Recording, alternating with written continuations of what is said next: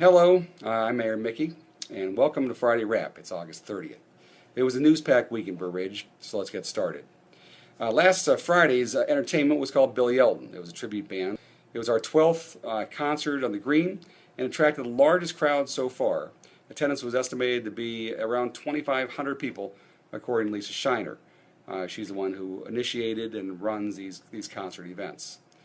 This makes for quite a big finish for the last couple concerts of Lisa's career in the village. She is actually resigning as our assistant village administrator and gave her 2 weeks' notice. Now, tonight's concert will be her last and our last for the year.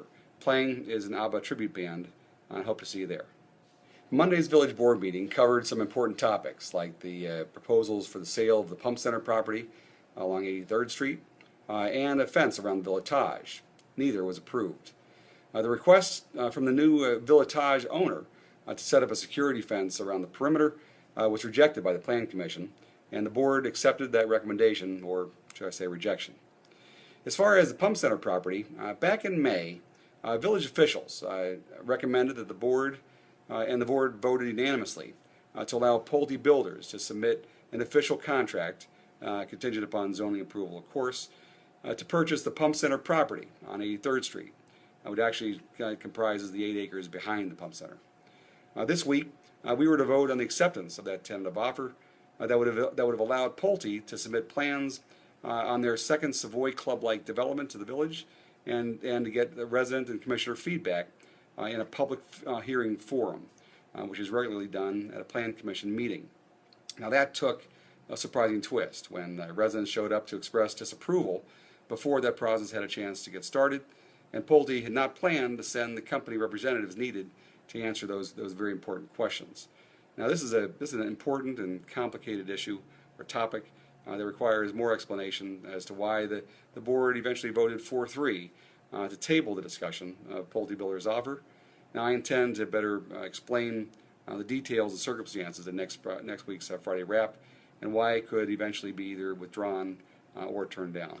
I am sad to report about the murder in Burr Ridge, which was the first in village history. Here is what has already been made public, in case you hadn't had a chance to read it or see it. At approximately 1 o'clock in the morning, on Thursday morning, Burr Ridge police officers responded to the St. Mark Coptic Orthodox Church on 79th Street for a report of a gunshot victim. Officers arrived on the scene and discovered a female victim of a gunshot wound to the head, seated in the rear seat of the four-door Cadillac. A male suspect was immediately taken into custody at the scene, and the victim was pronounced dead at Hinsdale Hospital. That evening, an official press release saying that DuPage County State's Attorney Robert Berlin and Burr Ridge Police Chief John Madden had announced that first-degree murder charges have been filed against Michael, I believe it's Zaki Basali, age 27, of Downers Grove, for the murder of his mother, Yvonne Zaki Basali, age 61.